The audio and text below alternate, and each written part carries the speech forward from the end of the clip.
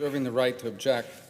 So let me explain what's going to happen here in a second. So we've all heard the stories, right? In China, in the Xinjiang province, Uyghur Muslims are taken from their homes, from their families. They're forced to work in these factories as slaves. They're forced to renounce their religion, change their name, forced sterilization, forced abortions. It's been characterized, rightfully so, as genocide. So I filed a bill, bipartisan support, and this bill says that any product that's made in a factory in that part of China, it has a presumption that it's made by slaves. And it passed the Senate unanimously. It's sitting over in the House. So I'm trying to get it here as an amendment on this bill. And here's what happens. The House, they have this thing where they come forward and say, under the Constitution, if it generates any revenue, it has to start in the House. The problem I have with that is that they interpret it very differently than how the Supreme Court has interpreted that clause in the Constitution. Very broadly. In fact, so broadly that they can basically use it on virtually anything. They can just apply it to anything they don't like.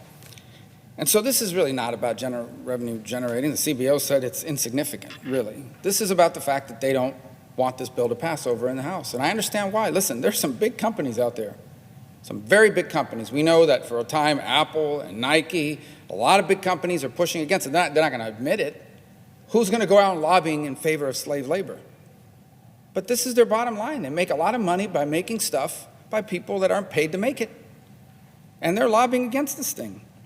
And I'm sure they've got rationale for it that they've given people. The bottom line is the House doesn't want to pass this, or at least some people over there don't. And the reason why I know that is because we passed it here unanimously. We sent it over there.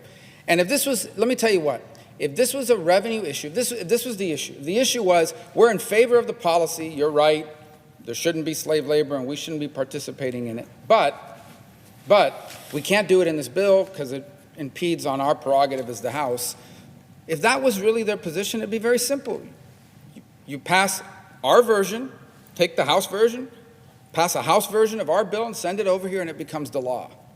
Why haven't they done that? Let it originate over there and send it here. They haven't offered to do that. They don't. You know why they haven't done it? Because they're not for this. They're not for it. And they wield this blue slip thing to mean whatever they want it to mean.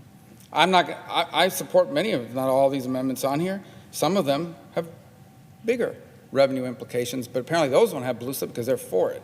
The blue slip cannot mean it applies when I'm for it applies when I'm not for the policy, and it doesn't apply when I'm for it.